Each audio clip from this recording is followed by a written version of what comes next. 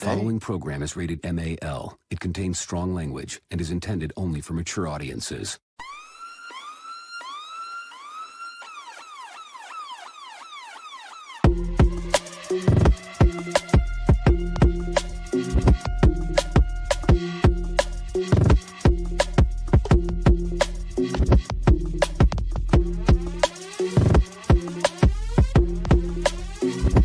The show that gives you everything and nothing at all.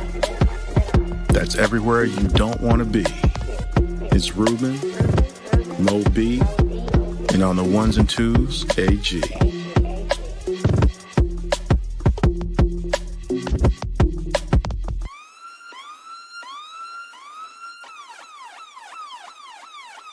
The 5-minute warning. Welcome, everyone, to a brand new episode of 5-Minute Warning. As always, it's your man, Ruben, in the house with you again on another Sunday evening. And as always, I'm never by myself. I'm always at least with my cousin, AG. What's happening, y'all? How you doing? Hey, man. Today's been a great day, interesting day. You're questioning whether it's a great day or not? I mean, Washington lost, but I don't They feel didn't bad know about y'all were playing. Who'd y'all play? Atlanta. Oh, We yeah. I went did see to the- highlights, but I didn't notice it was the Commanders that were playing. Yeah. We went to the dirty and lost. But I don't feel bad about it because it's a close game. We didn't have our two offensive people, and they beat us by 7. I don't really feel bad. I'm just kind of we all know that Marcus Mariota is good for one game, not 2 games back to back, and I'm fine with that. The fact that we were this close, I'm cool. I'm not even mad. It's just we lost. Okay, moving on. Because it's early in the season. Moving on.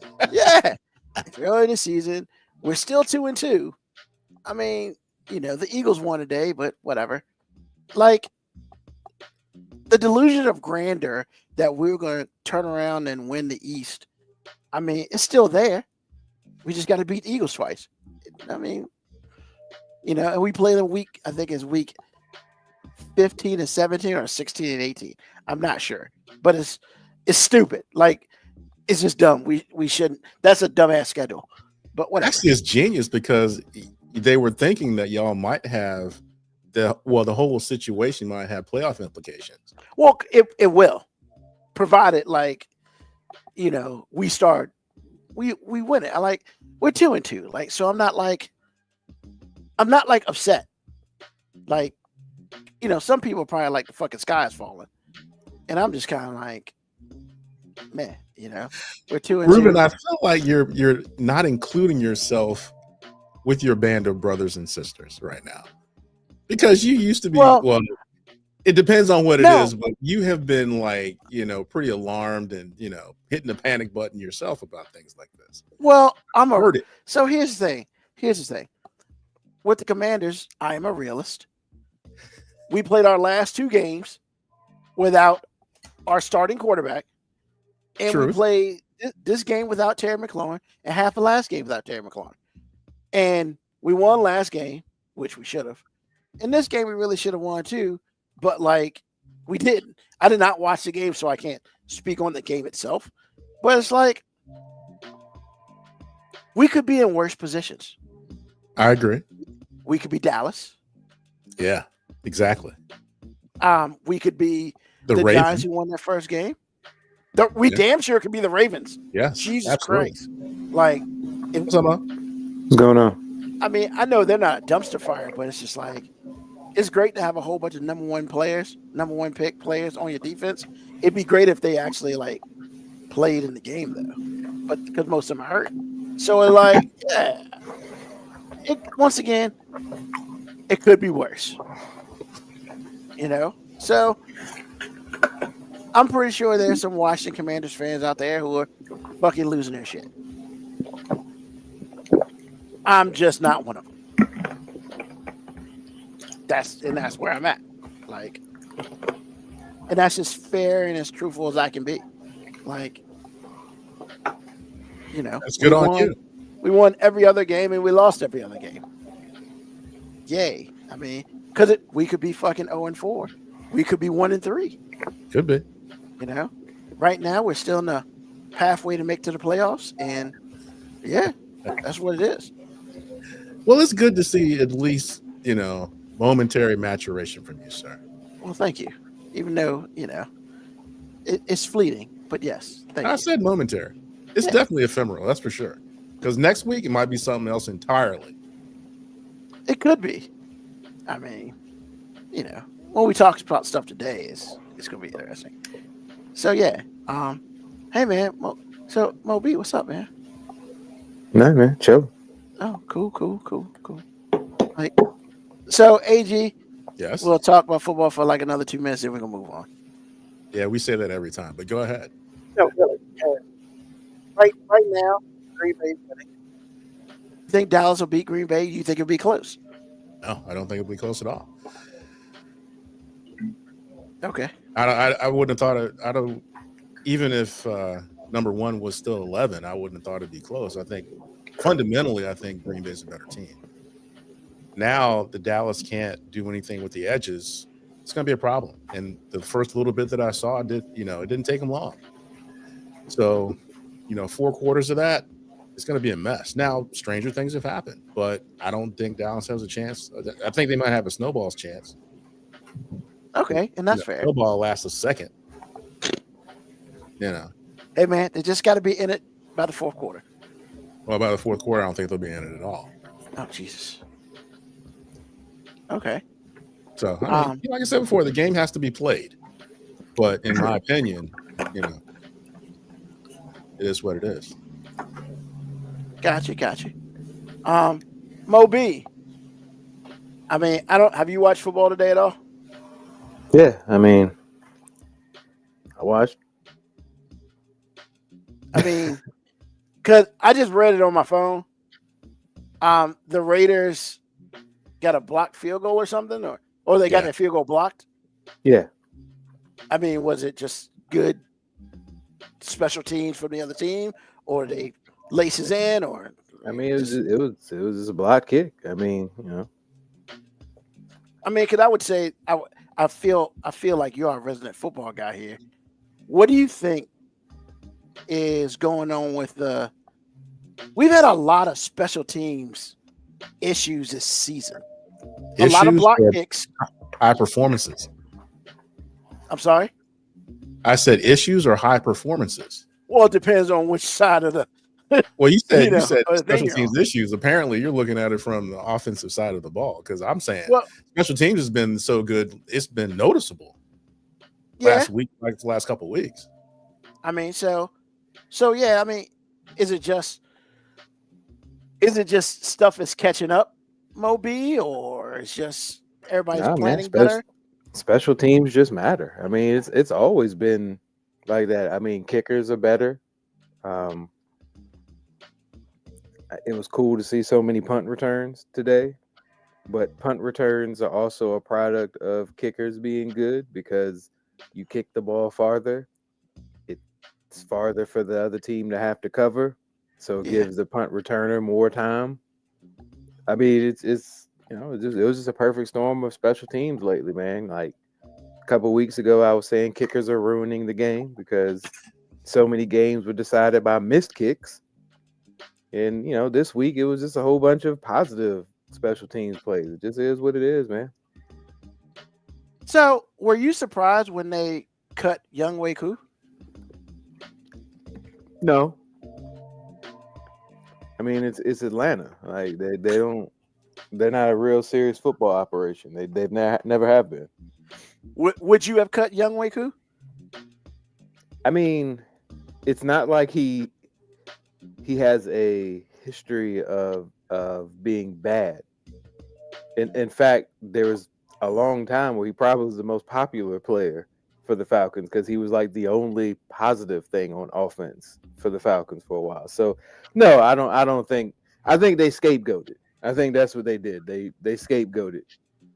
I mean, there were a lot of, I know a couple years ago we went to Atlanta to watch Washington, Atlanta. There were quite a few Younghoe Koo jerseys out there. Yeah, man, they loved him. And you can't convince me that he missed one game-winning field goal and everybody was just like, he sucks.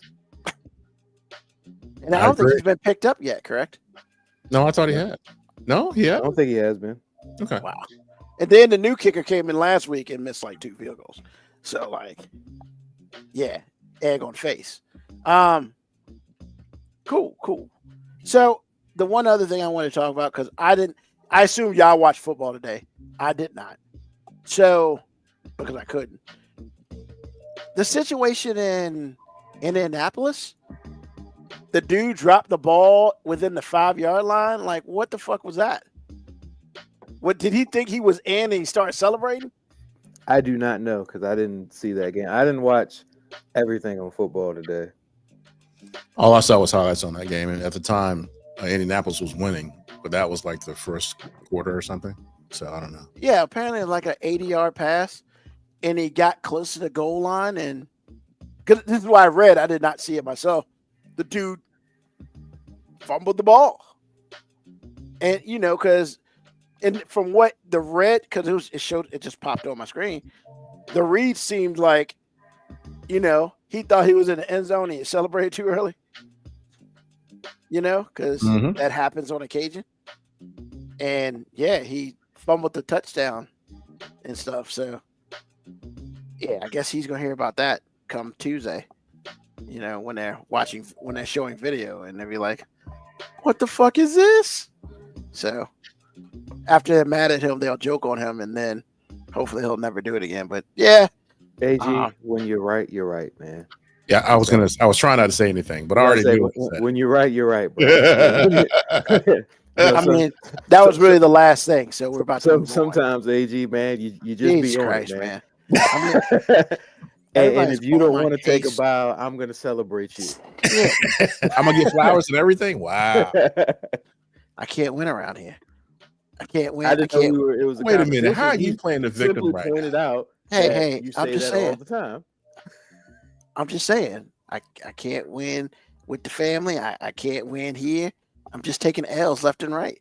It's okay though. You caused your own L. I gave you a cautionary tale, which is the show, letting you know that that's not going to be it. And then, but we didn't talk about for another 15 minutes, Joe. No. Instead of saying I'm going to focus on let this be the last thing, you kept on going. And here, 5 minutes later, it was like you said it was only going to be 2. It was like 3. Oh my goodness! Yes, bro. You instantly just turned into an old white man because, you just didn't want. Why I gotta be old and white? Because old white men typically don't like to admit when they're wrong. So do old black men. What are you talking about? They don't like to apologize. So do old black men. Start making excuses for why they're not wrong. So do old black men. What the hell, bruh? I can't at least be an old black dude? Sure, man. Makes you feel better, up, man. That's makes you feel better. Jesus, man. You just Jerry Jones this, man. That's all you did, man. You just Jerry Jones. Nah, I ain't got enough money for that. Sir, you know what? You're right a lot, but that was savage, man. Come on, man. Bro, I ain't got Jerry enough money Jones, to be Jerry man. Jones, That's an man. insult, bro. Oh, man. What's going on, Black Morticia Adams, man? But going back to Micah, traded Micah, and I think we got a better chance to win this year because we traded our best player, Micah. I mean, I didn't say any. That was funny. Say Micah again. Say it again. Micah. But Ruben, that is for both of y'all. Younghoe Koo got signed to the practice squad on the Giants. I knew he got picked up. Okay, practice squad. Yeah. I'm still rooting for Younghoe. Me too, because he had no business getting fired for that. He missed one kick. He'd been so. He actually missed 2. He actually missed 2 in that one game. I hear what you're saying, man, but that's not. But no, I don't think he should have got let go either. Again, I just think that I don't know about the Falcons like Mo does, but the bottom line is, I'm just saying this is what you're doing. If you still keep Kyle Pitts after years of not living up to his potential, who scored a touchdown today? Once again, I'm not saying they should get rid of Kyle Pitts either. I'm just saying for years he's been. If this is going to be his season. and then Younghoe Koo misses a couple kicks, and you're like, you know what? Throw him away. I mean, I'm gonna be honest, man. If Washington didn't have a kicker they paid $4 million to, we should have picked his ass up. But we're at least making this kicker fucking work. So he's earning every dollar of his $4 million that he's making. So. Oh, by the way, last thing on football, this is on me. I was listening to old shows because I'm putting together another best of. Oh, wow. Really? And y'all's conversation about Joe Burrow and Patrick Mahomes was classic. I don't even remember the conversation. Bro, go back to episode 164. Oh, my God. It's really good. And I was just sitting there, not as much laughing as it was like, does it hold water? Wrong. Does it hold water? Cold water? What do you mean? Does it hold water? Like, absolutely. Is it current? That's what made it so interesting because it still matters. Yeah. And I'm sitting here going, I don't know. That is absolutely true. Especially when Mo was like, Mo said, I forgot what he said. This is not a quote because I can't remember exactly what you said. But you're saying basically, Ruben, what you're saying is you like Joe Burrow because he does everything white America thinks he should do as a quarterback. That is a huge paraphrase. But when I heard it, I was like, I said he that. is so not wrong. I said so that. Not wrong. Shit. Because you were just like, you're a big Joe Burrow fan, and you should be. He's a great quarterback.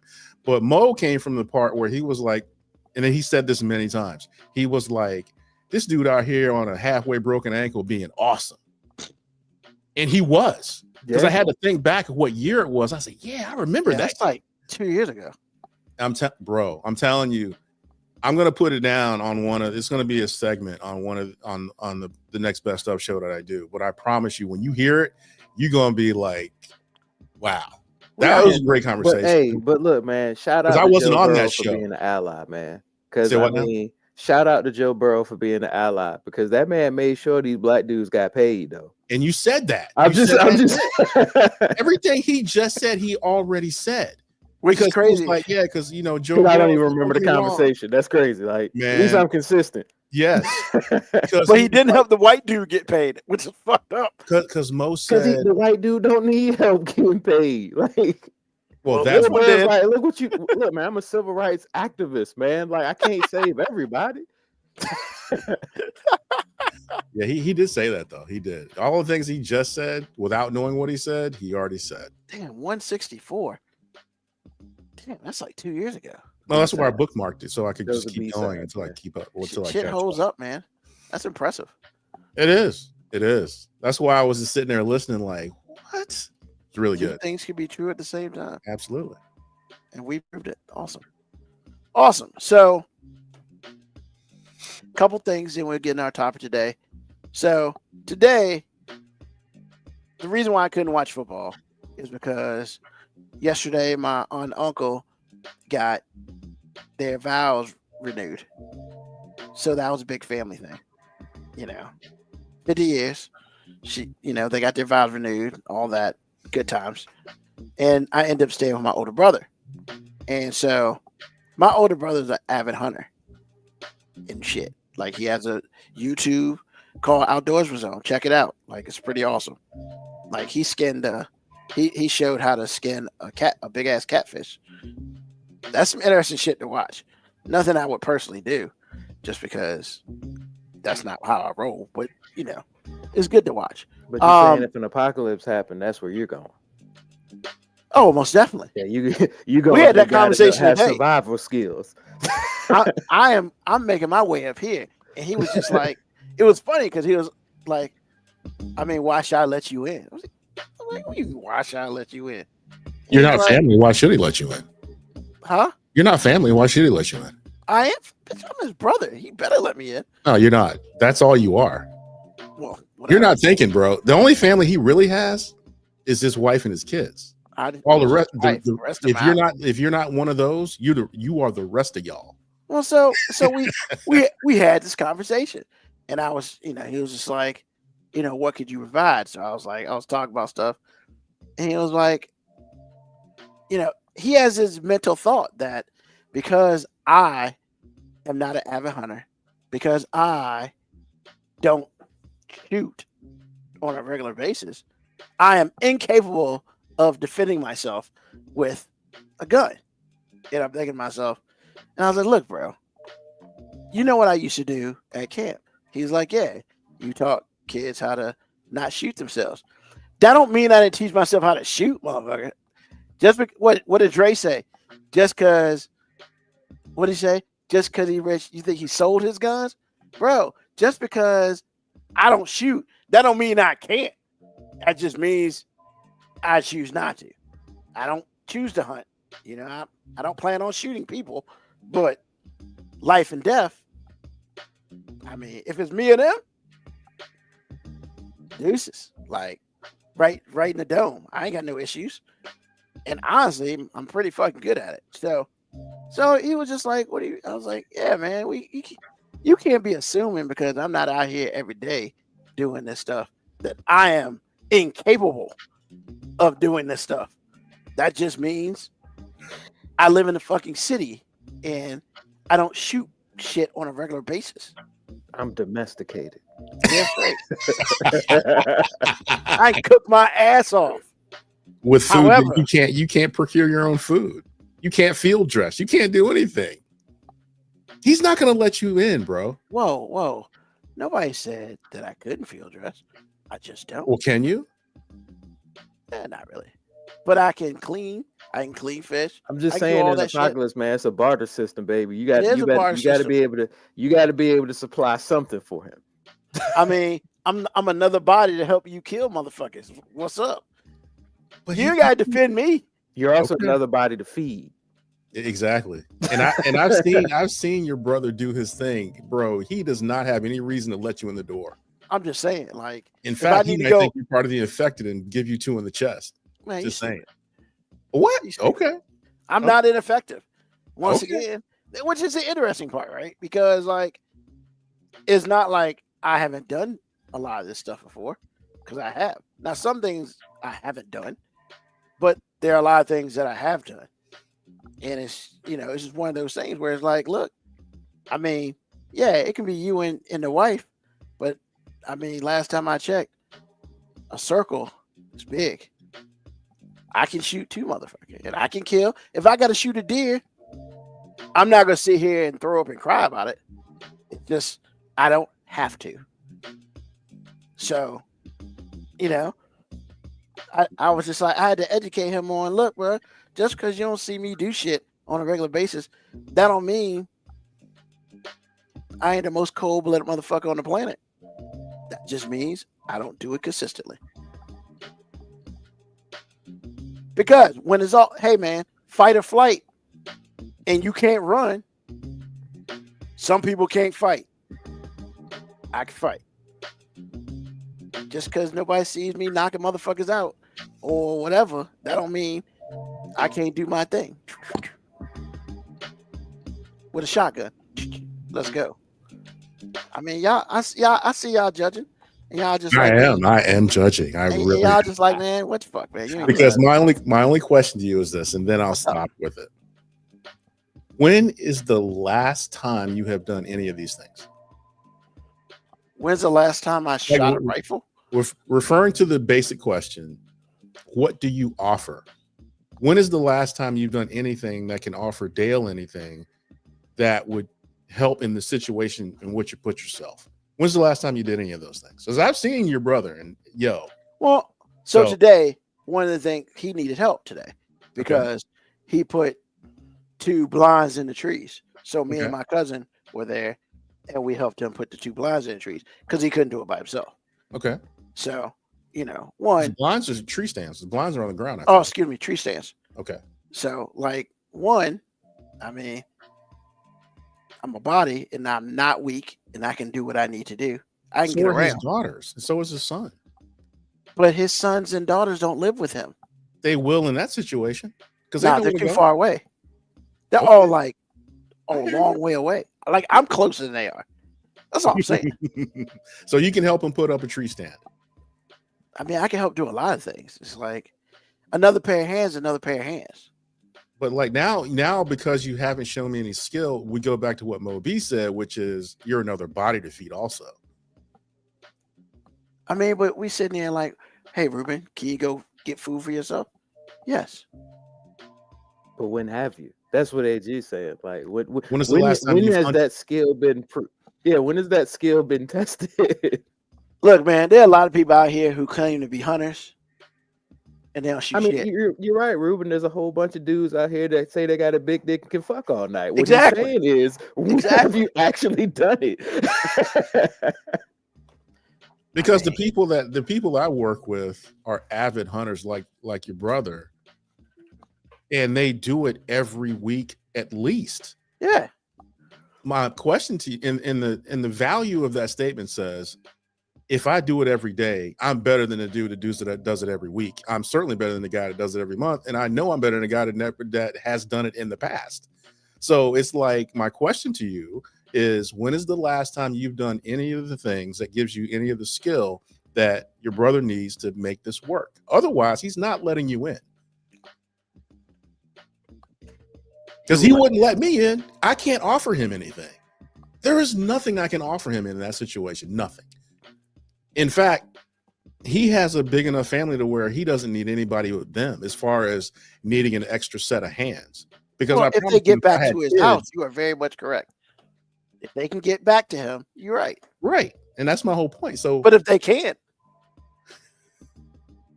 that's all I'm saying. And I see you, Moco Cowboy, out here. That's right. He can bring a failed bucket garden. I can bring a failed bucket garden. That wasn't fair. But it is fair.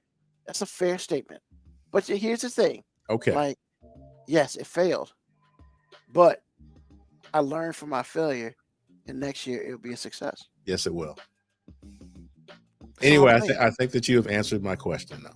But yes, I'm sure your brother would let you in. Yeah, I mean, hey, look, man.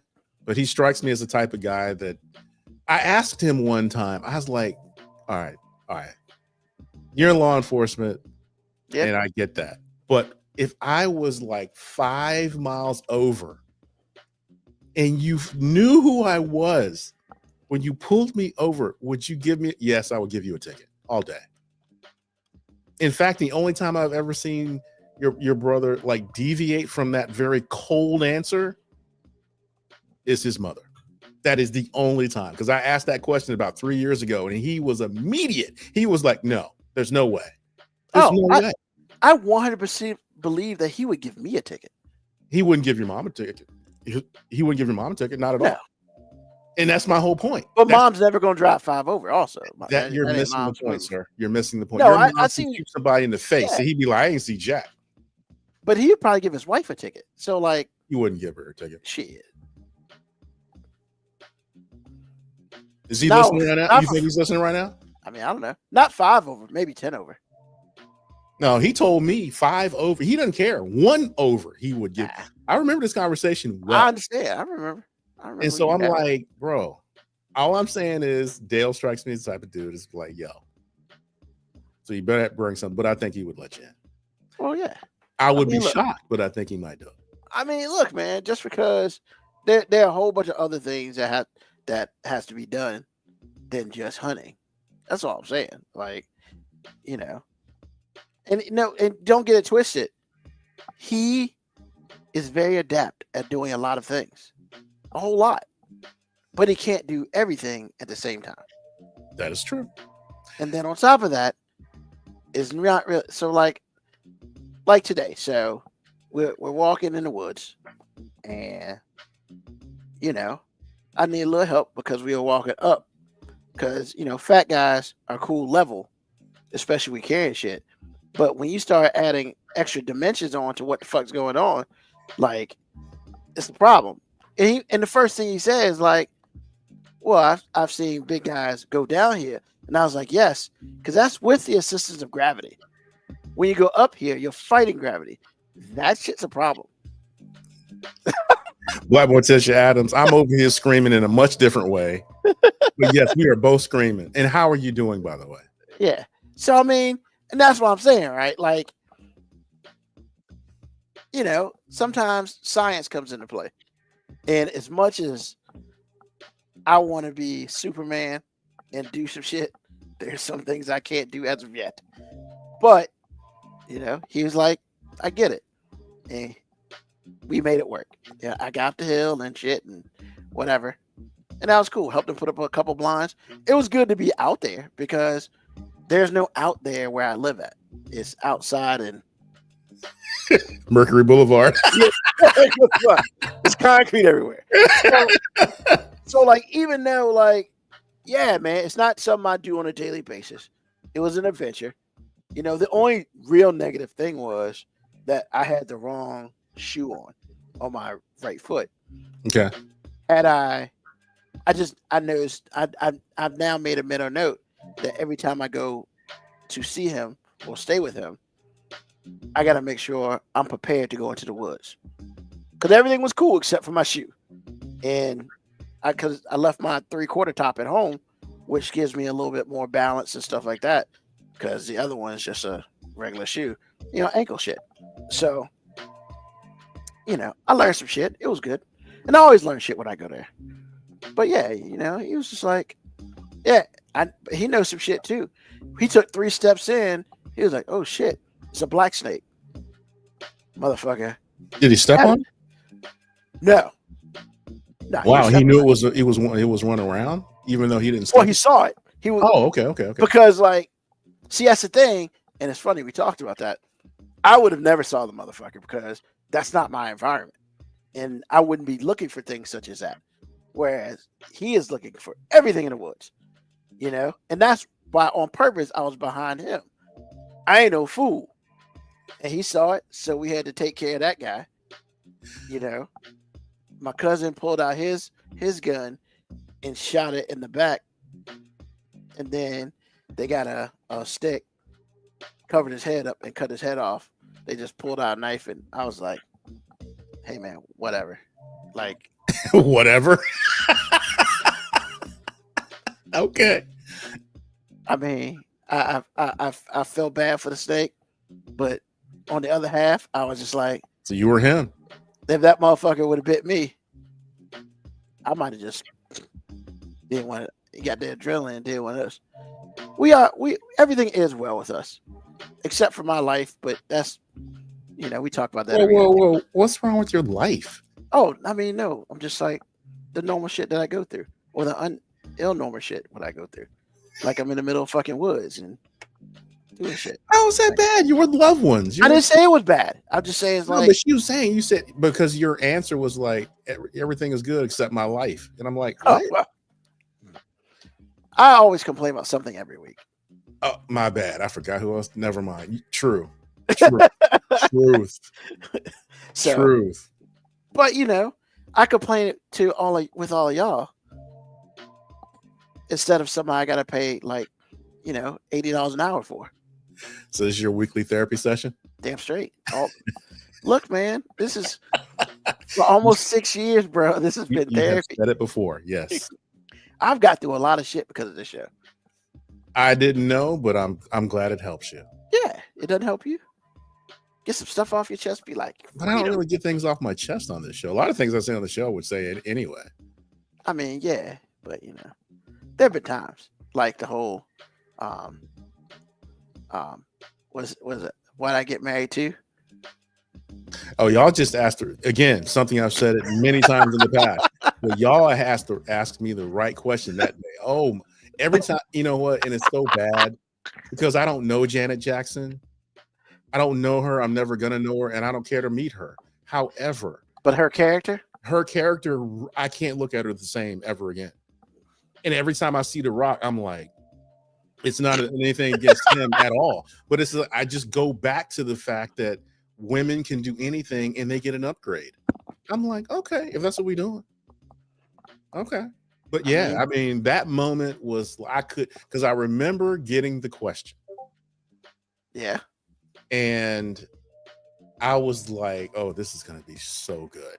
And I remember you started us off and I couldn't help myself. I was completely out of control. That man, if I knew the number of that show, I would listen to it again. But anyway. Yes. Yeah. That wasn't me getting anything off my chest as much as it was answering the question that was asked. And man, whoo. Sometimes it bees like that. Yes, sometimes it does. It bees like that. Yes, it does. So, let's get into the question then, because I'm pretty sure that you probably read it and was like, "Oh shit, this is I what got we're a doing few. today." I got a few. So, look, if you've listened to our show, I would probably say it's almost a solid 50%. We talk about relationships. Solid 50%. Actually, but we've been doing so well. I was actually shocked at the question because we haven't really talked about relationships in a while. That's why hey man, look, I read the room very well. And sometimes we just need to not talk about certain shit. Let it, we'll be back to some of that later. But we gotta let some of that shit just like sink in and whatever. So then when that happens, I switch it up and we go back to some other shit that probably has sat for a very long time, Okay. which gives us an opportunity. So this week, I'm sorry. I'm just gonna say it right now. I'm sorry. People are gonna hate me, and I'm cool with that because we're gonna talk a little bit, not necessarily about relationships. We're just gonna talk about different phrases and stuff that women be saying that like really like what do you mean by that? Like I need some English definition. Like you can't be just speaking around me and shit. So like for instance, famous statements that women say to men. Or infamous. Oh, that's a good one. Mm. It's like just one. Hey, I've had this told to me, actually. You know what? You're a good man. You should have found somebody by now.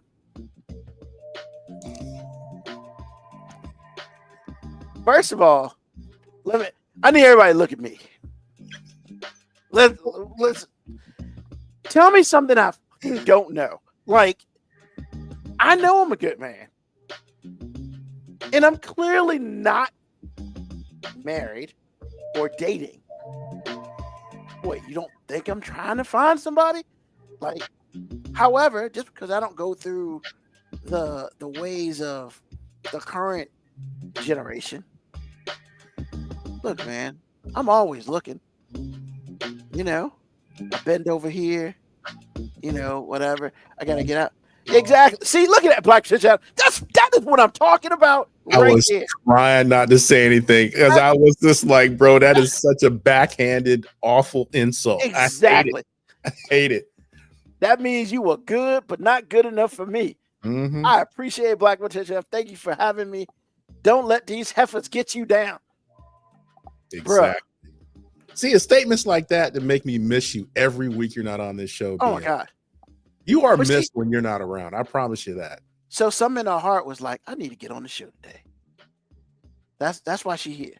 Because, like, that is, man, bro.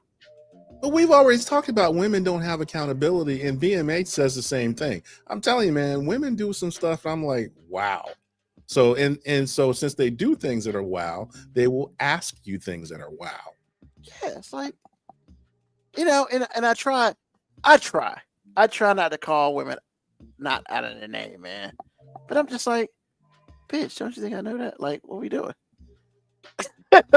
He tries and then he goes and does it. No, I do it in here. I never say it out loud because I know better. Everybody's listening. Look, Shirley Brown has raised me better not to say that to and she is listening to you call women out their name right now. Bruh, mentally. Oh, Shirley, he's sorry. You can't get in trouble for thinking the shit. That's all I'm saying. You can't get in trouble for thinking it. You can get in trouble for saying it. Oh my God. But you can't get in trouble for thinking it. This is not Minority Report, motherfucker. It kind of might be. I mean, they tried to get you for a crime you didn't commit yet. But all I'm saying is, look, man, I don't need the backhanded comment. I don't need that shit. Like, that's just like, how down south, man, for y'all people up north who don't understand, that's nice. Bless your heart. Bless your heart.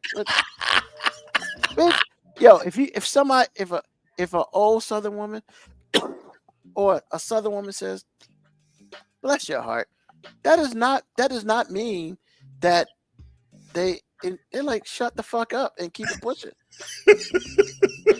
Like,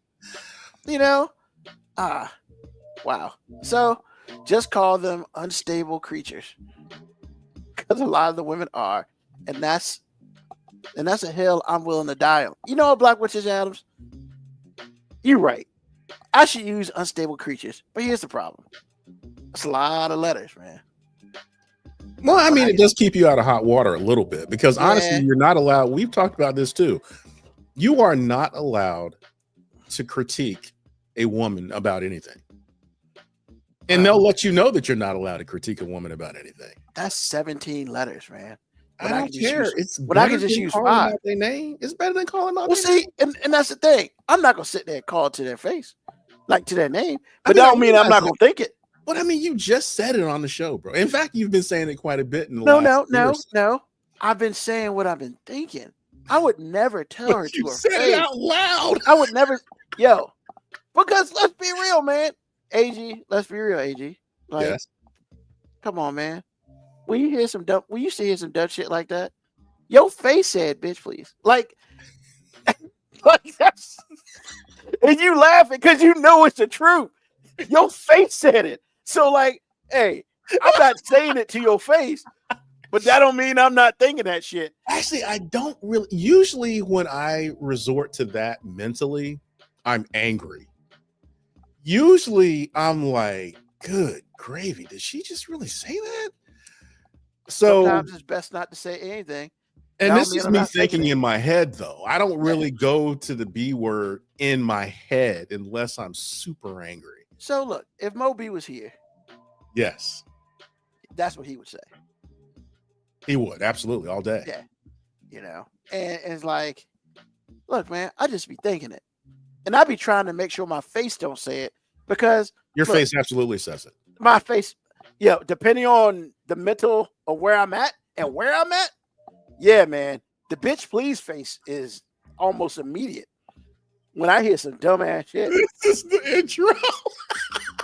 That's the bitch please face, man. My wife says this all the time about other women. She says the resting bitch face. I have never seen what you say, Ruben, the bitch please face. Yeah. Bruh. I mean, it is. Hey, look, man, you say what you want. Every dude's got a bitch please face. I mean, Every dude, man. Just because you don't want to talk about it, that don't mean you don't have one. That just means you haven't had to use it in an extended period I of have time. not been. I have not. My wife is wonderful. I haven't had to use that in a long time. But I will say this: when you're developing as a man, and you're trying to decipher how your mom, if your mom was still alive, how your mom raised you, because moms generally raise their sons to put up with everything a woman will do. Of course. And the only time a mom will critique a woman is if their sons bring them home and they don't like them for petty reasons, probably. But sometimes there are good reasons too. So it's just like, you have to decipher between what your mom taught you, what your friends that were girls taught you as you were growing up and y'all were hanging out. Truth from fiction. Because a lot of the things that your mom says about the girls she doesn't like, and your friends that are girls say about the girl that you're dating that they don't like, is actually what you should be listening to. Correct. But they don't teach you that in little boy school. What they teach you in little boy school is to put up with everything a girl does. Like when I came home one time upset, I think I was in 2nd grade. And I love my dad. Okay. I do. He is like my best friend and he don't even know. He probably said some cold-blooded shit. But he was right. I will say this. He was right. But where he was wrong was he didn't show me that this women are not accountable. They will destroy your life, say you're sorry, say they're sorry, and think that's okay, and all the things. So I come home, I'm upset. He said, "Boy, what's wrong with you? What's up, Mo?" Hey man, back in power, man. Whole neighborhood lost power. Was it a box blew up or something? No clue. It could have been wasn't that that still long. wouldn't have power. But the entire neighborhood was dark.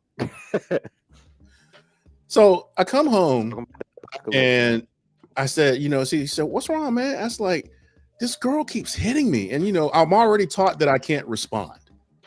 So I don't respond. I just get my ass whipped every day by this chick. I don't know. I don't even know what I did. You didn't do And anything. I'm sitting here like, okay. He said, let me talk to you, man. Talk to me about what? I was pissed. I was like, and he was like, man, she like you.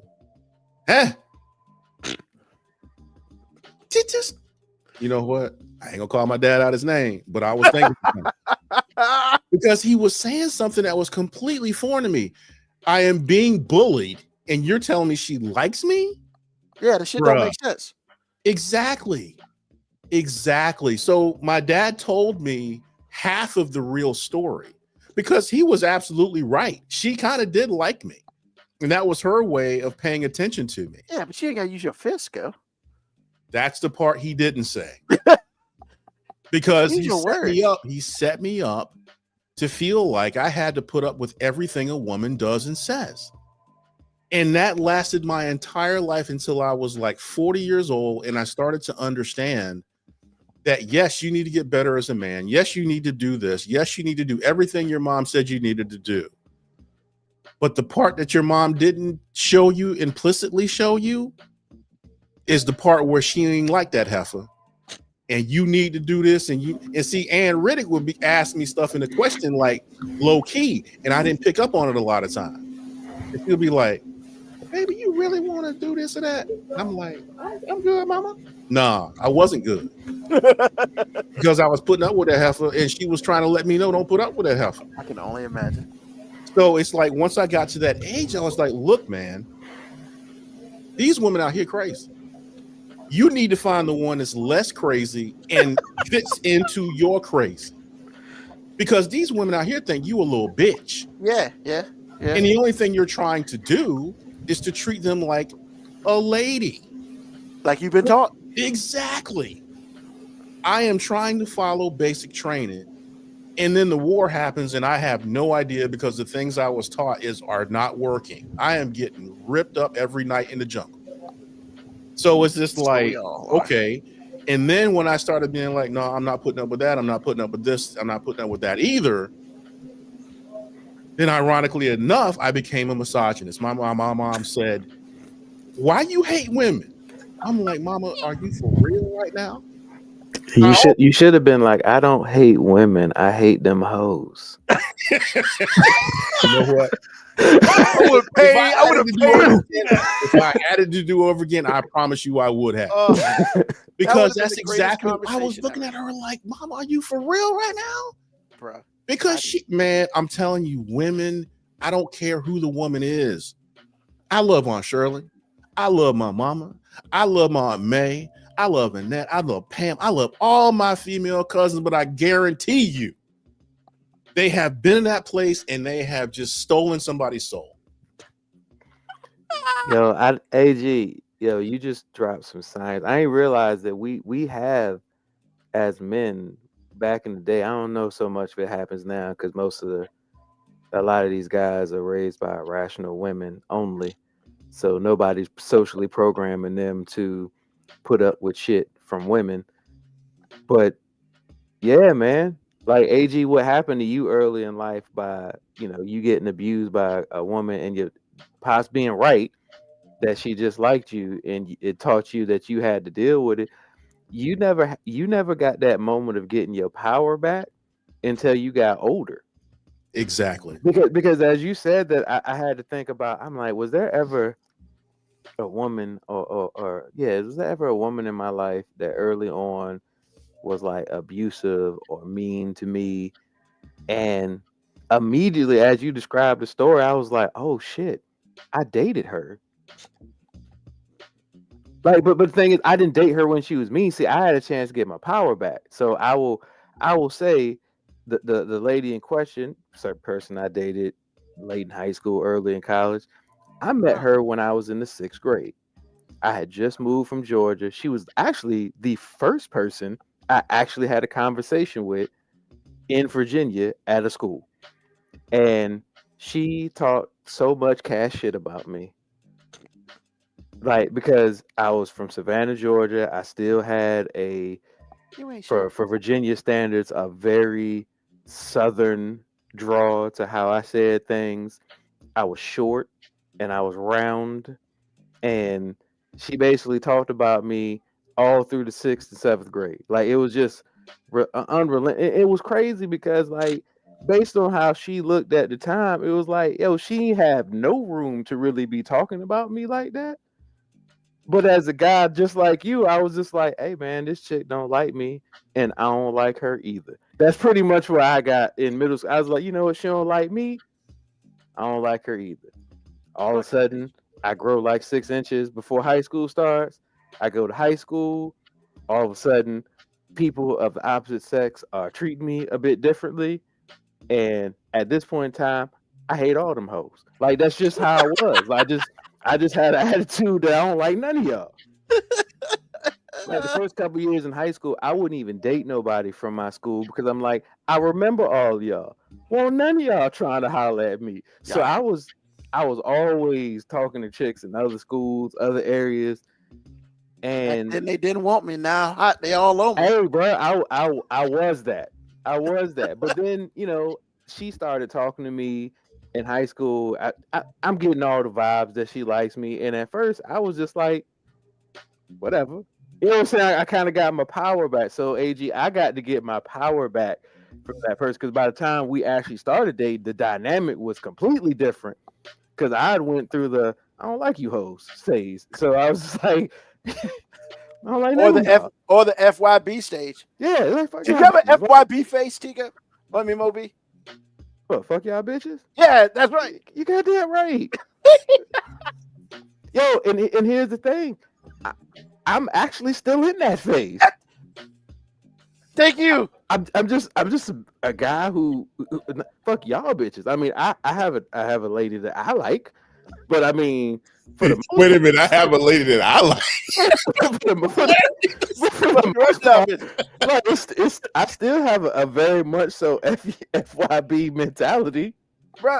We were talking about that when you ain't had no power. But like I said, it's not that I don't like women. I just don't like them bitches. You know what I'm saying? Like, that's a whole different group of people. They might look similar. Yeah. They have similar physical characteristics, but we talking about a whole different breed of species. Like, women, the bitch is different. That's just like, I don't hate black people. I hate Negroes. Like, I mean, I'm just saying, like.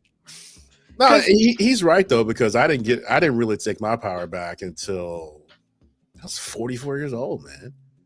Because I dated this girl for so long, and I had that same attitude until one day I had spent so much time trying to please this woman at every level, and it was just like, you know what, she had the nerve to tell me she just wanted to be happy. And I looked at my phone. I was like, heifer, fuck you, bitch. You know what? I didn't say it to her. I didn't say it. But you thought it. But you thought it. Yes. And in that moment, I heard something snap in my spirit. And I was happy as I could be. I was as happy as a clam in high tide. I promise you. Yeah, and then you're crying over here. Yo, AG, and I don't think a lot of women fully grasp what you just said. Like, there's so many times in my life, thinking back, that the idea of happiness wasn't something that I thought was even for me. You know what I'm saying? Like, I thought it was my job to make sure you were happy. So then the first time somebody basically hit me with the, hey, I got to do this for me because I want to be happy, I was so taken aback by it. Like, I was like, wait a minute. What you think I've been doing? Option? Like, I heard a Bill Berger when he was talking about, like, it's one of his most recent stand-up comedies. He was like, hey, you know, my wife walked in and I was down and she asked me what's going on. And he was like, I'm sad. And he was like, it was the first time I'd really said, you know, that I'm sad. And she was like, what, is something I did? And he was like, no, it's some stuff that I just got going on, you know, some stuff from way back when I just never dealt with, you know, and right now I'm sad. And he was like, she said, oh, I'm sorry. And she walked out the room. And he was like, I never knew it was a fucking option to just leave. He was like, all these years I've been listening to you put up with your shit, talk about your shit, and I got to sit there and just, hear you out. I never once thought there was an option for me to just leave. And that's like the first time somebody was just like, hey, I'm just not happy. And she broke up with me. I was just like, wait a minute. You can do that? You can just break up? Oh, like you can just break up because you're not happy? Like nothing. I didn't do anything wrong. You're not saying I did something that betrayed you, hurt you, did anything. You just decided you're not happy, and the only common denominator in your life is me, and you can just leave. And I remember like not knowing how to deal with that or process that in the moment.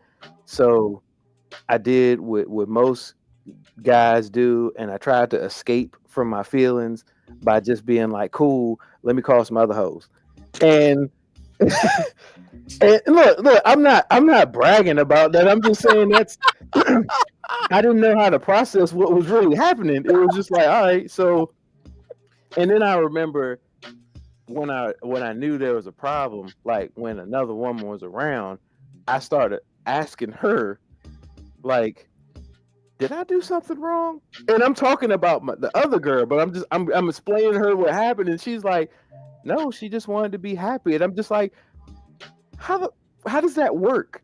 Because I have never, and correct me if I'm wrong, fellas, do you know any of your male friends that have ever said, I broke up with her, and then you go, hey, what's wrong? He just goes, I just wasn't happy. Yeah. I didn't know it was a fucking option. Well, it's like they might say that, but there are certain well-defined reasons. There's certain reasons. It's not like I just wanted to be happy and there's like nothing. Yeah, no. We don't do that. We don't do that. You gotta have a reason, and that motherfucker still gotta be remotely legit. Yeah, like as a guy, I've never heard a guy like that's not in a movie or something break up with a girl and say it's me, not you. But that's not even true either, because usually when guys say that, they just don't want to be around you anymore. Exactly. That's what I'm saying. I've never heard anybody say that and like sincerely mean that. Like you still care for this person, but you want to leave anyway? No, guys don't do that. Yeah. But women say that all the time. Absolutely. Like, I'm not saying that what they're doing is wrong. I'm saying I don't have the capacity, the emotional capacity to understand how that works.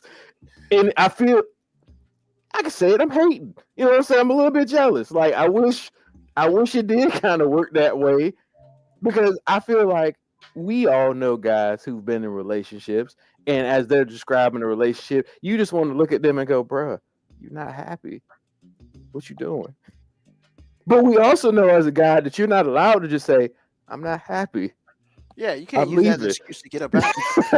There has to be a reason. It's man, because it's like, because in my situation, I'll add this caveat. My situation was when she said she wasn't happy, what she actually wanted was for her to have the ability to manipulate me.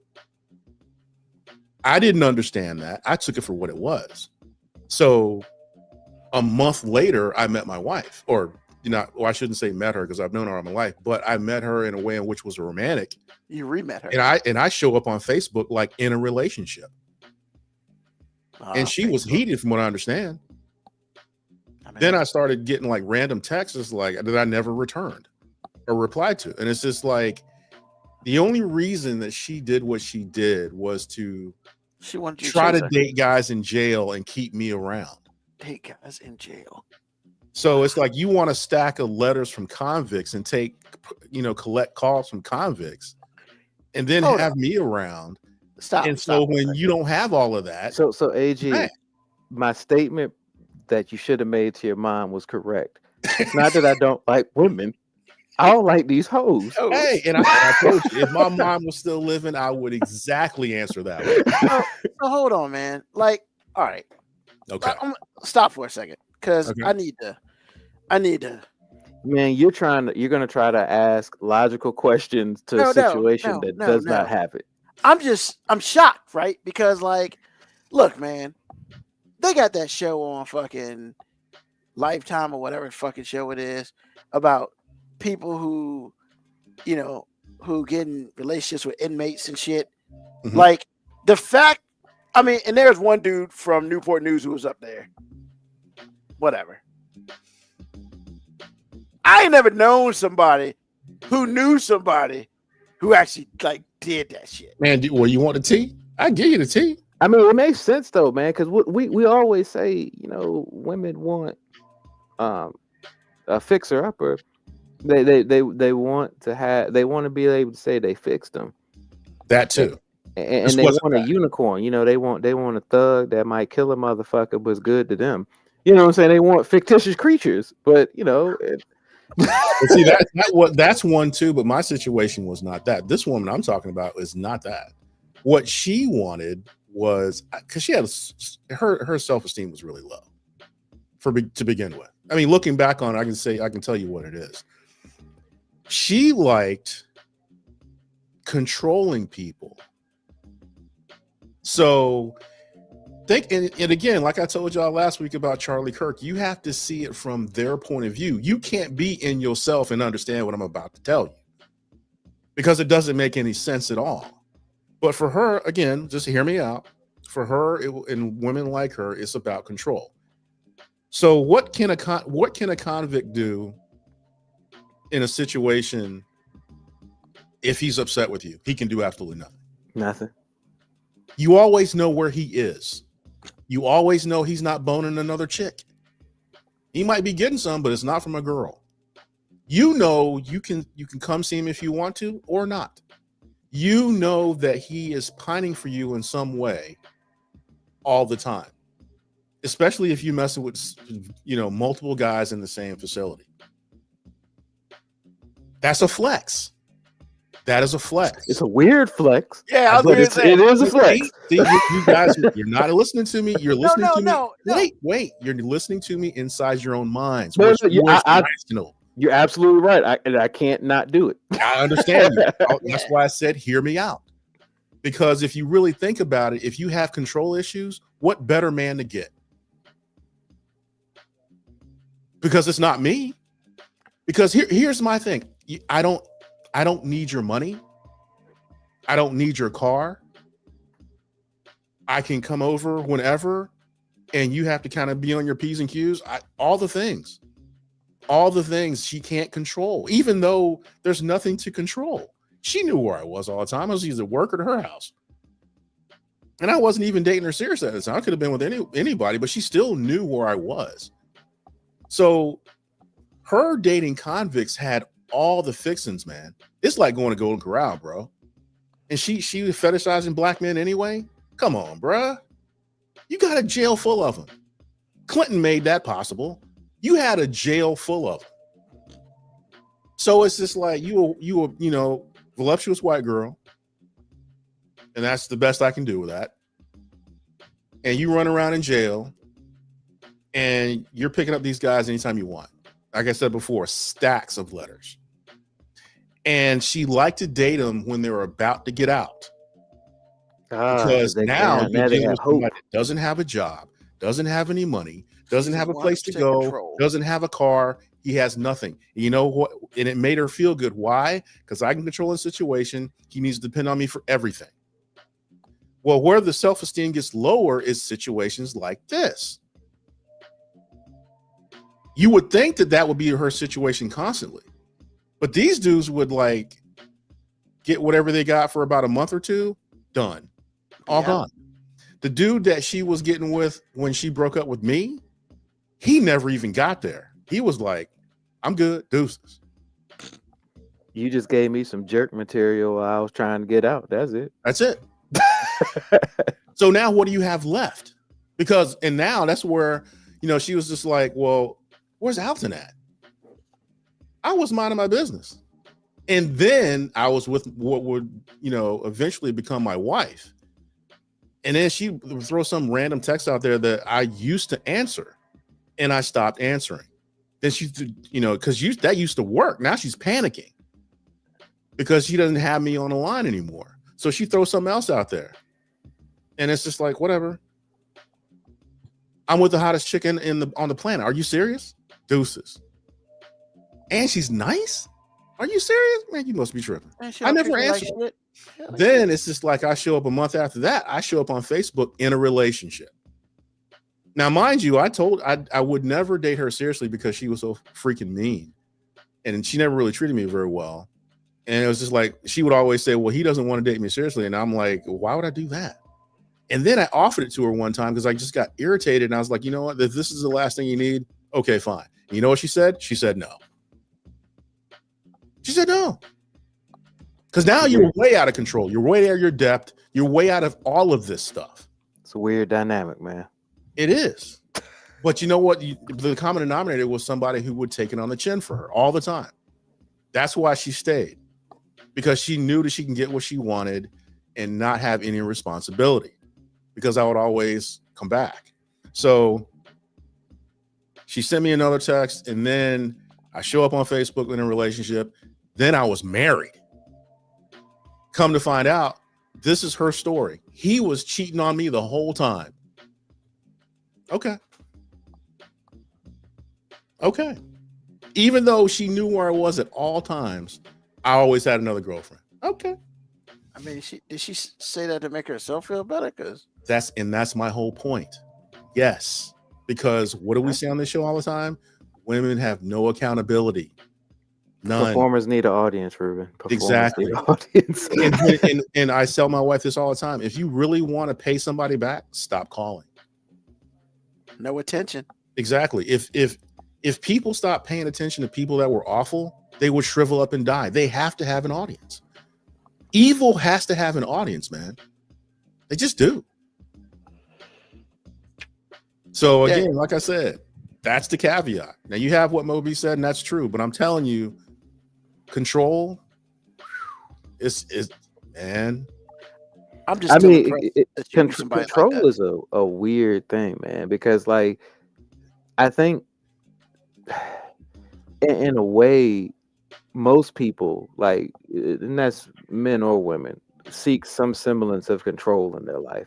So, especially when you talk about something innately that makes you vulnerable, which is your feelings. So you want to have a control of a situation, and people seek control of weird shit, but it's not weird to them because it's their security.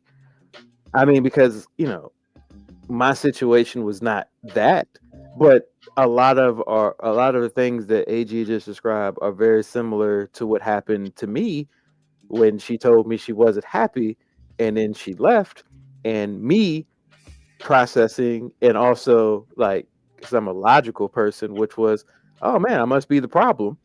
And I thought, okay, then I don't make her happy, I must be the problem. And that's where I kind of left it. I mean, Ruben was around. Like I just never, like, we made a lot of jokes about it. We did, like, with the guys, a lot of jokes about it. And a lot of our friends were making jokes about my situation, because we had a thing, a sad R&B song would come on, and they'd be like, songs for insert name, and I'd be like, oh, come on, bro. And at first when they said that, it actually did bother me. Low key, I was just like, hey man, it's kind of a sore subject. But as an irrational asshole that I am myself, I'm like, I know if I was them, I would be 10 times worse than they are right now. So I'm just going to take this on the chin until I can laugh at it too. And eventually I got to the point where I could laugh at it too. But I mean, hell, I'm sorry, go ahead. Yeah, like I remember a couple months later, like, had a conversation with her. Like, because I really just stopped communicating. I was just like, cool, I don't make you happy. Bet. You know what I'm saying? What we doing? Nothing. Cool. And then like a couple months later, like she just randomly calls and we have a conversation, and she's like, you want to go grab something to eat? I'm like, hey, whatever. And honestly, I'm not thinking this is the whole let's get back together thing. I'm thinking hey, we were really cool for a long time. You needed some time to process. You've processed. Now we can go back and be, we can kick it. And then she hit me with the whole, when I said what I said, I thought that you would fight for me and try a little harder. And I'm thinking to myself, that why would I do that? Like you told me that didn't make you happy. Sorry, And I I'm didn't just say following your instructions. and I didn't say it with any malice. It wasn't like no, that's a dumbass thing to do. I might have thought that, but I'm like, and then she was like, yeah, but you just acted like you didn't care, and I'm just like, how does one do that? I did. You said I did make you happy on New Year's Day. I figured you were just trying to start the year off fresh. I won't go get in the way of your new year. You know what I'm saying? I'm not gonna mess up your vibes on the year. She wants you to beg for her, Silly man. me actually want you to be happy because that's what I've been brainwashed to think is important in a relationship. Your happiness, not mine, Yeah. yours. But Moby, you just didn't get it. I didn't. And to this day I didn't get it. In AG, it wasn't. I don't think she was with somebody in prison. But The mechanics are the same though. yeah, honestly, I can tell you because what it was is I think, and I don't know this, never questioned it, never cared. She started talking to somebody she used to know, and he was polar opposite of me. Like everything about me that probably scared her at the time, because she was really a homebody, wasn't super adventurous about doing a lot of things, like going out. She was a real homebody. Like, honestly, people would be like, "How did you date it?" I'm like, "Yeah, because that's everything I am, and I'm just not allowed to be all the time." Like, I like to read. She likes to read. You know what I'm saying? We had a lot more in common than the outward appearance would look like we did. But to her, I was social butterfly. I mean, that's weird because I'm not really that guy. But I mean, I guess with my friends, I do seem that way. But I mean, Ruben, like, you know, you gave the face, but it's like I'm not dude that wants to go to parties all the time and do that. That's never been me. No. I think that, and I would say to the social butterfly comment, I think that she was saying that you were never alone. Like you had an outward amount of friends, Yeah. and if it wasn't one of us, if it wasn't me, it was someone else. Like I had a circle. Yeah. And I did things, you know what I'm saying? Like, you know, I was going to go out occasionally. I was going to, you know, I was all the things that scared her because she was like, I don't know if you're ever settled down, which that was weird to me because I'm just like, I've been with you for almost 2 years, but cool. I don't know if you'll settle down. And I guess I just wasn't safe enough. And then she got with somebody who was like, super homebody at the time, had a career that said that I don't really go out and do things. His idea of social outings was playing Dungeons and Dragons with his dad and his boys. And this is not a joke. That's just really what he did. I'm like, I understood. Like, honestly, when they got together and I found out, I was like, oh, makes sense. That's more secure for her. Cool. But when she hit me with the whole "you didn't fight," and I'm like, that you lost me now. Like, I don't know what was supposed to happen now. She started talking to her friends.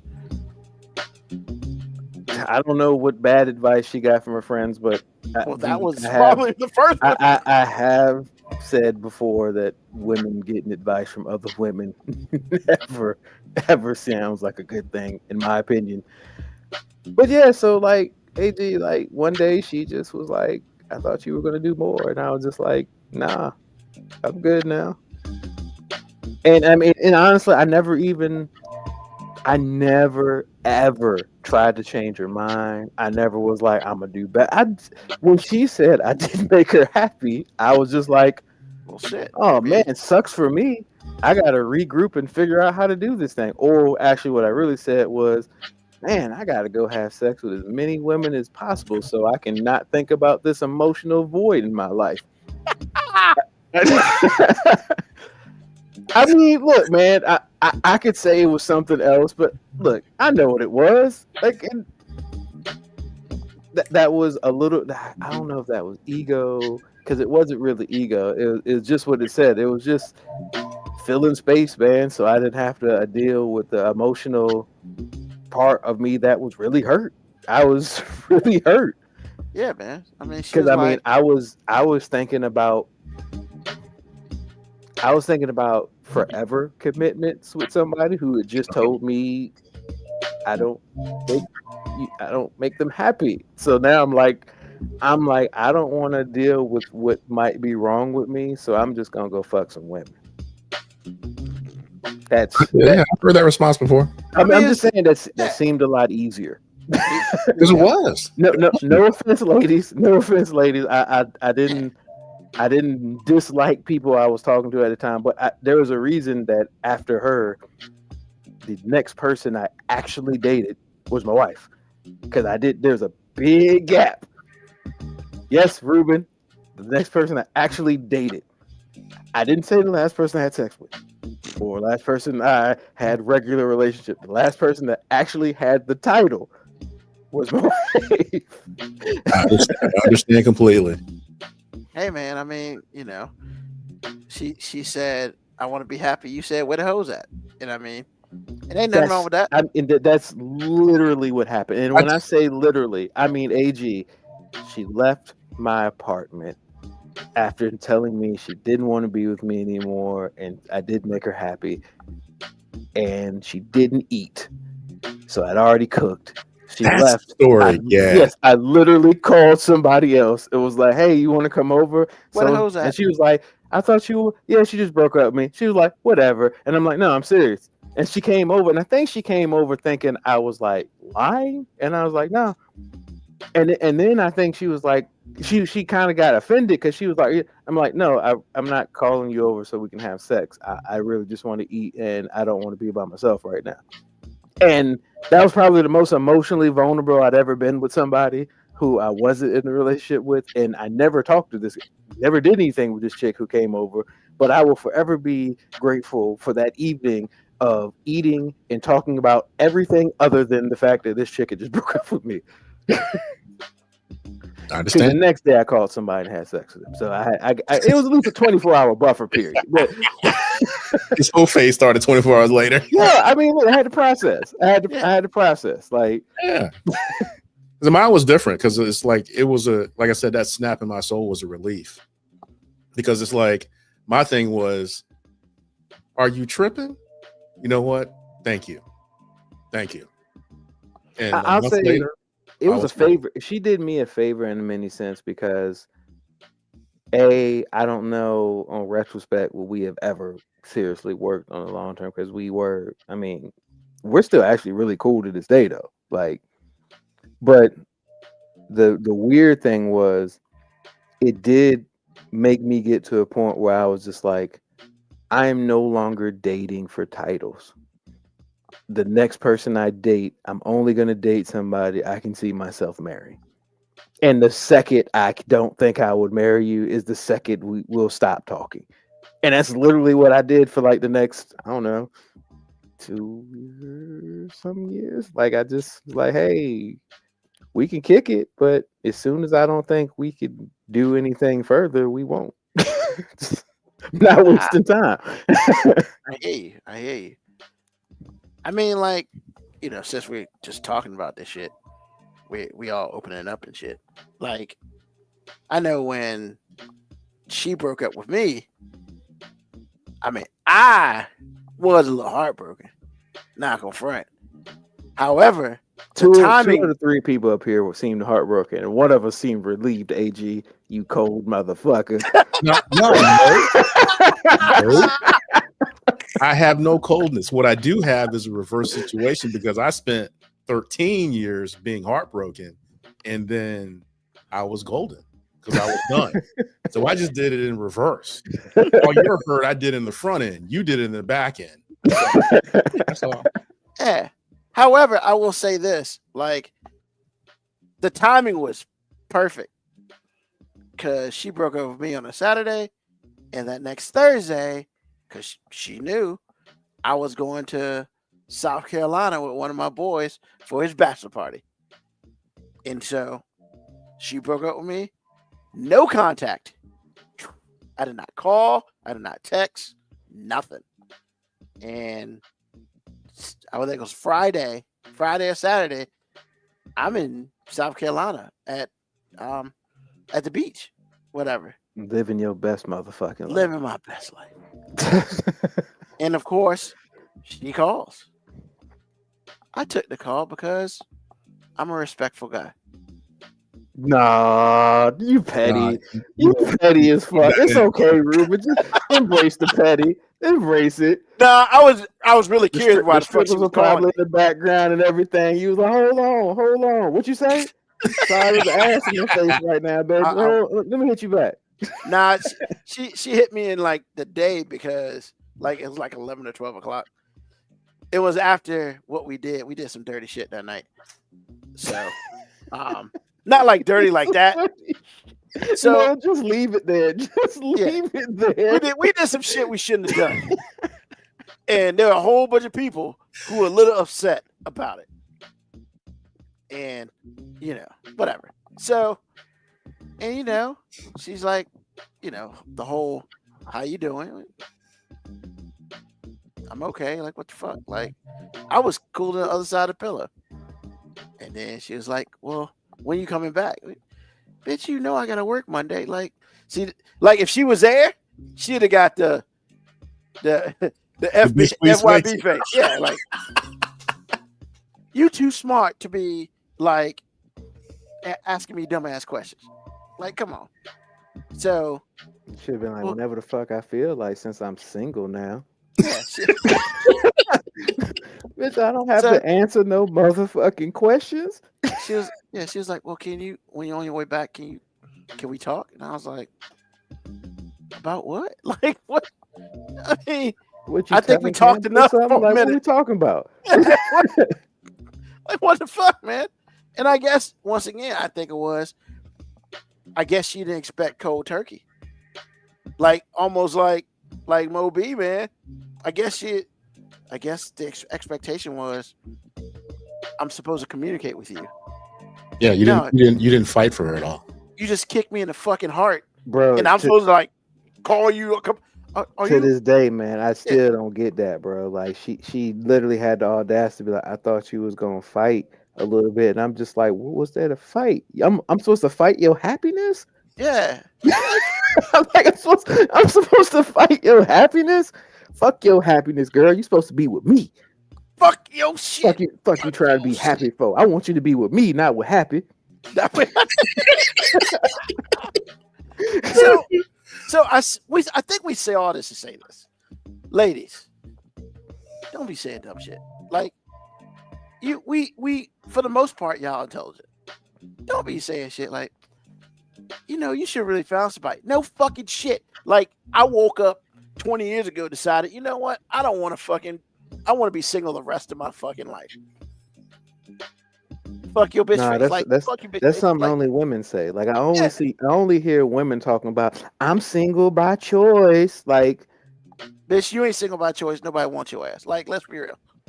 No, I'm not even saying that's not true. Maybe some chicks do want to be single. I'm not gonna speak for them, but I'm just saying I ain't never heard no dude be like, "I'm single by choice," because we call those hoes. Like if you just trying to be a hoe, or like, hey, bro, you ain't trying to settle down. Like every time if a guy says that, it gets seen as a negative. Like if a guy was just like, "Hey, I'm single by choice," the woman would automatically say, "Oh, he's afraid of commitment. He fears commitment. He doesn't want to. He's a hoe." But if a woman says that, it's like, oh, she's embraced herself and she loves herself. She's like finding herself. She's lying. Because most people don't want to be alone. First of all, I can sit here and say with the truthfulness, I've never heard a male ever say, "Yeah, I want to be alone. I want to be by myself." Never. We're dogs. And I say dogs not in a negative way, but like you ain't never seen a dog that don't want an owner, that don't want somebody to pet them, rubbing their belly a little bit. Like my dog right now is on the floor. She won't even sleep in a room where somebody's not in. She's like, I'm not trying to be by myself. All that street shit was for the streets. Juju never trying to be on them streets again. Juju escapes sometimes and then ends up right back at the front door. You know why? Because she like, I ain't going nowhere. Fuck all. Who trying to be alone? I ain't trying to be out these streets by myself. Y'all motherfuckers feed me. Y'all petting me. It's warm in here. Like, hey, this good living. Yeah. I mean, so like, yeah, man. Like, and I would say, you know, the other thing is, look, ladies, don't do this.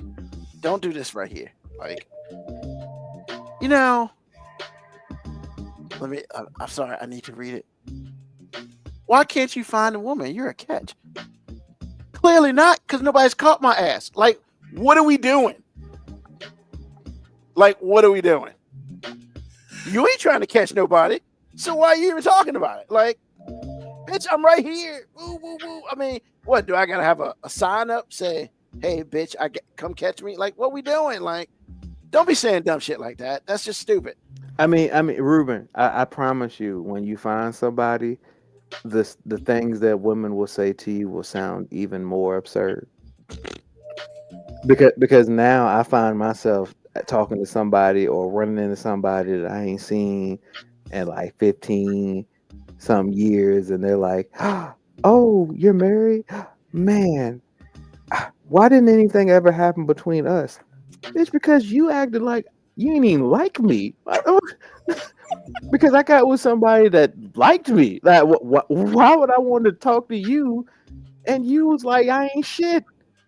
I mean, you called me man. broke. You was like, broke. You was like, oh, you being nice to me, nigga. What, you gay? You know what I'm saying? Yeah. I still have some scar tissue from my Portsmouth life. It's like, yo, man, like when I was out here being nice to y'all bitches, y'all ain't nobody want to talk to me.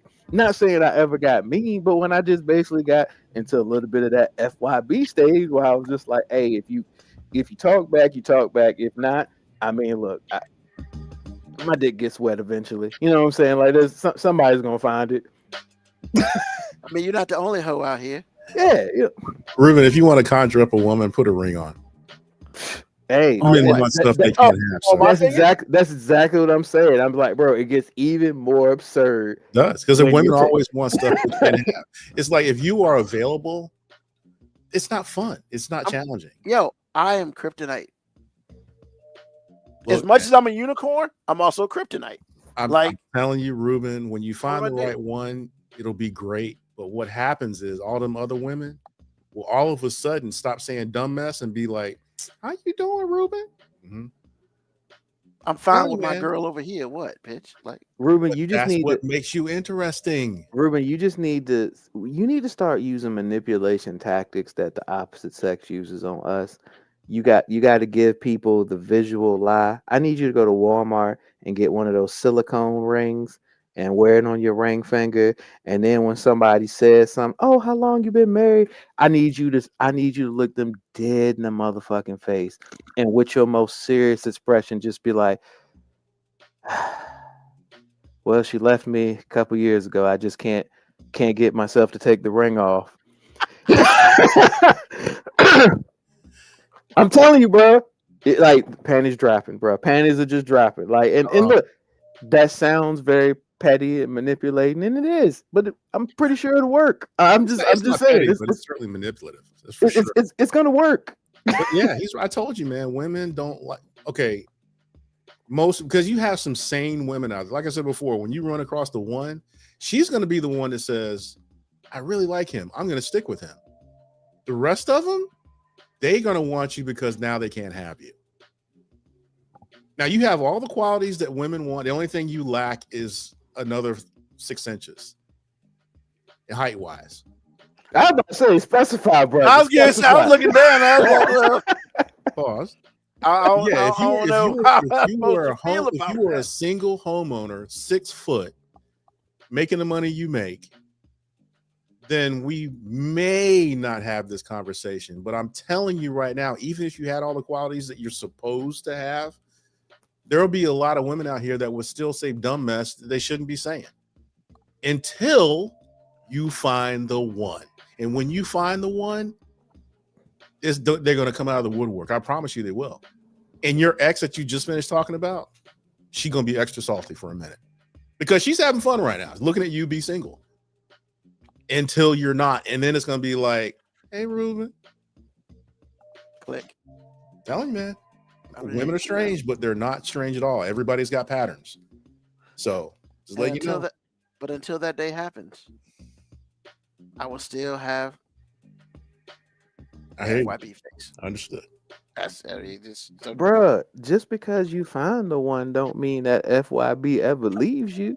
That shit is in my soul. That's ingrained in me, man.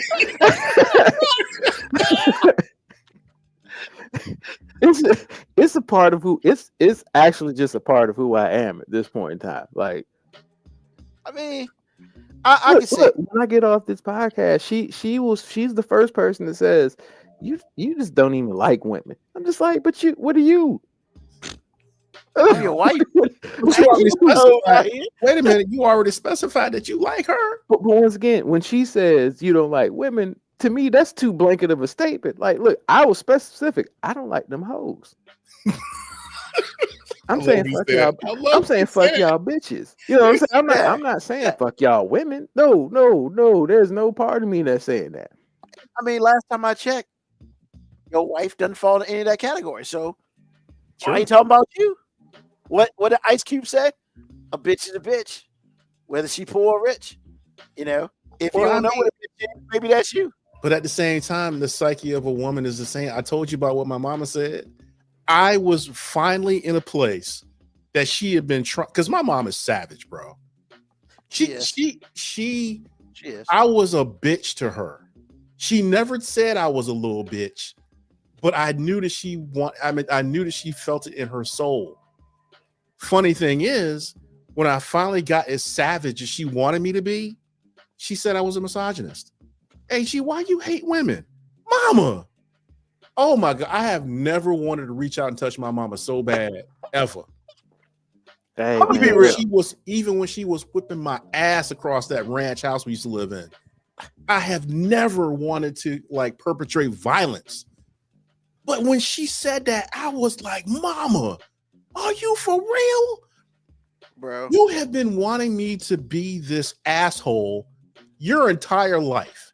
I am here and you asking me, do I hate women? If it was one time where I probably did have the bitch please face, it was then. Bro, here's some interesting shit. Here's an interesting shit. Like, you know, like other than your parents, there's just some people you don't fuck with. Like, you just know. You know, like there's some members of your family where you know that ain't the move ever. Yes. Not that they've ever done anything to you, not that you've seen them do anything. But you just know. Aunt Ann, yeah, man. She was never the one. Savage. Never the one. I didn't need I've never seen her do anything. But you know, you could feel that energy. And like, yo, if she tells you to do some shit, you need to do it. My mom was the type of person that's just like, she just didn't tolerate weakness. Nor she didn't stomach it very well. And I was like, I was emo when I was a kid, man. I still am, but not as bad as then. It's just like I would cry over things. I'd be really upset about things for months on end. And it had to just wreck her soul to see it. And I get that. And again, like I said, man, my mom is just not the one. But like I said, when you work that hard, and I had to like consciously work to get as callous as I thought that she wanted to be. Now, my dad doesn't escape this either. Okay, he had part in building his fucking Frankenstein. Okay, but he was a lot less vocal about it. So it's just like when I got to that place, and then she turned around and talked about why you hate women. And apparently, the way she asked me the question, she had been thinking it for a while. And I'm like, it's your soul. What? Man, if I had to put my hands on my mom, it's like you got to be with my mom. You have to be willing to kill her to get the job done. You just can't put her down. It's going down after that, bro. I promise you. Jason. Exactly. Jason, but in that moment, I was like, I felt jilted. I did. It was a betrayal. It was a betrayal, man. Hey, bro, we've all felt that from my mom a bit. Like, 'cause I tell you, I joke about it all the time. My mom was either trying to make me turn out to be a pimp or a gentleman, and I never could tell which one. Like to this day, I never knew which way it was leaning. Like, you either want me to be a cold-blooded pimp or a great gentleman. And to her, they have a lot more in common than you would think. I can kind of see that a little bit. But Once again, when the rules were there, I'm like, yo, you're right. They do have a lot more in common, but it's just I never knew which direction she was really trying to push me. And honestly, I think she just wanted me to pick a side. Like, as I get older, I'm just like, yeah, I think she just wanted me to be consistent. Because the one thing I think that really drives my mom crazy about, like, I'll say, like, my dad, like, she's just like, hey, look, the nigga play both sides. Like, you can't like, don't play both sides. And as an adult, I feel like that about people too. Because Ruben, I've told you before, like, look, man, if you an asshole, be an asshole all the time, and I can be cool with you. You know what I'm saying? Like, I can't deal with the inconsistency. So I felt like my mom was just like, hey, nigga, you gonna pick a side. Because what you're not gonna be is a fence riding motherfucker. Like, no, you're gonna be on one side of this yard. is it what you not gonna be? But, like, you know, she would always make, you know, statements about like what men are supposed to do, and, you know, opinionated, but, you know, it's just stuff that got stuck with me. But, like, I remember the first time my mom told me that I needed to do something, and it was in reference to my wife, and I was just like, nah, I'm good. And she was like she was really upset that I wasn't listening to her. And then I looked her dead in her face, and I said, hold on. You told me when I get married, you said, first of all, I don't give married men gifts. So I'm like, you've already put me in the married man category because you said I no longer give married men gifts. And you always told me that a man's sole job is to make one woman happy and not necessarily worry about what any other woman thinks. So, nah, I'm good because I got to sleep You with fall her. that other woman thinks category. And she was like, but I'm your mother. And I'm like, that would make you another woman. And she was like, don't you go use my words against me. I'm like, I'm following instructions, Mom. And then she looked at me, and she has hated that. Like, that's still the thing that drives her crazy about me, because she comes over, because my mom likes power. So she'll come over and she'll say what should and shouldn't be going on, and I'll be like, no, that's not what Winter wants. And I can see it on her face. She's mad because she's like, this nigga is following the rules that I don't like. How can she not like him when she's the one that built the Frankenstein? Because it's against her. She like if she Thank you for saying the truth. If she heard me say that about somebody else, she would be like, that's my boy. But when I say it about her, it's like, but I'm your mother.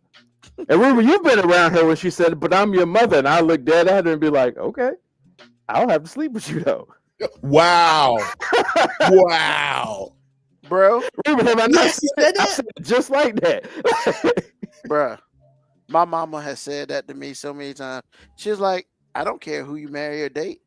I ain't got to sleep with him. And I was just like, said that growing up my entire life. Yeah. Same here. She said that. I was like, that's some cold-blooded shit.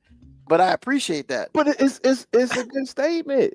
Right. Yeah. You know, look, when my daughters get of age, like as a dad, I'm like, hey, I want, you know, there's certain standards that I want them to have towards who they date. But at the end of the day, that's all I'm going to accept the fact that, hey, whoever they pick to sleep with ain't got shit to do with me. And no matter how much influence I may or may not want to have over that, I don't have any real influence over that. They're going to do what they want to do, especially when they're adults. Like, when they're adults, man, I hope I've just led you to not want somebody stupid. That's really, as a parent, that's really, you're just like, man, I hope you've seen enough in me that you look for somebody at a bare minimum that's me. Like, that's at least my level of intellect. You know what I'm saying? Bare minimum. Might not Trust me, happen, I sir. want you to do far better than me. But at a bare minimum, I can't deal with somebody worse. Like, don't go find somebody beneath me. Cause I'm just like, come on, man. Like, do you think cause no matter what they do, you're gonna take it as an insult. I'm like if you find if you get with some idiot, and I'm just like, this motherfucker's an idiot. Cause now I'm gonna start thinking, but I'm your minimum standard. So do you think I'm a fucking idiot? Like, is this the best I showed you? You're making it about you again. I have failed in my job. As a parent, yes, that I will absolutely make that about me. I will absolutely make that about me. She made the decision. Yeah, but And I will not object to her decision. I will not try to change her decision. I will be hurt by it though. Like, yo, you hold on. Like, I mean, I'm not saying you got to find somebody just like me, but like, please let me be the minimum standards, and don't make my minimum seem worse to me. Like no, I'm not that. Like, look, if they bring home somebody with no job, no ambition, no training, that also sounds like a fucking idiot, I'm gonna be like, hold on, what the fuck are y'all saying about me? that's fair. The fuck are y'all saying about me? They're not saying anything about you. And here's the thing, AG, because I have daughters too, that's another reason, because we all know no matter what goes wrong in a woman's life, it's daddy issues. Absolutely. Agree. Because mama did the best she could, and that nigga need to do better. That's always what it is. No matter what the situation is, mama did the best she could, and that nigga ain't shit. That nigga need to do better. I ain't never heard nobody be like, daddy did the best he could, and that bitch ain't shit. Never. He's not wrong. And with that being said, so many I'm gonna go ahead shooting at me at the same time. I'm gonna go ahead and land this plane. So, like, look, hey man, spirited conversation. I love it. You know, we will talk about relationships periodically. We don't want to like blow people's life up with it, but you know, it's all good, and we just hope that everybody who listens has a good relationship with whomever. Wow. Oh my goodness. My daughter is dating a weird, needy country boy that tells 20 jokes. I know you take that personal. You're like, hey, is this what you see when you see me? No. like, is this the best that you feel like you can do based on me? Come on, man. You know, we just finished talking about women. They don't make decisions rationally. But I'm rational, AG. No. He's nerdy. He's not. He's nerdy, not needy. He's not needy. He's nerdy. Okay, I thought he was needy. That's what he was trying to take back. I mean, needy, nerdy.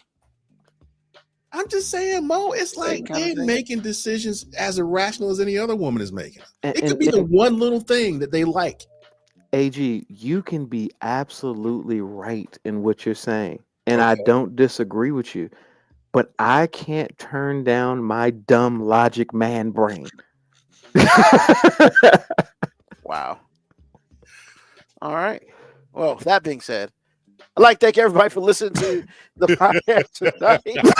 We are here every Sunday from 9 p.m. until we get the hell off this bitch.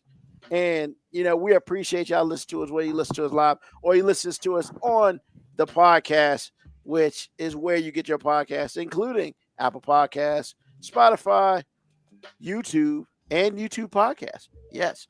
And just in case you play around, we are also on Audible. So please, thank you. Like, subscribe, and all that beautiful stuff, because when you do that, we let you know when new shit comes out. So with that being said, tell a friend, tell an enemy, just tell somebody about us, because, hey, they can hate on us all they want, or they can listen to us, and it is what it is. We don't care. We just like it. We do what we do. So once again, thanks to Mo B. Thanks to AG. Hey, we'll be back next week doing some different stuff. or the same stuff. Depends. Who knows? We'll see what we do. But until then, peace, love, hair grease, soul, and do.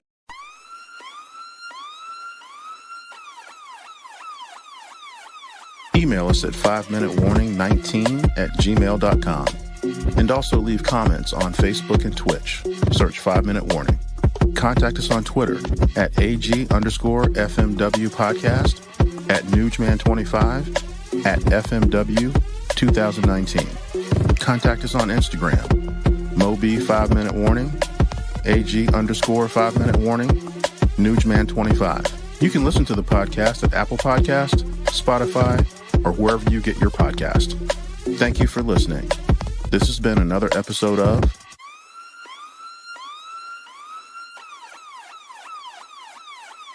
The 5 Minute Warning.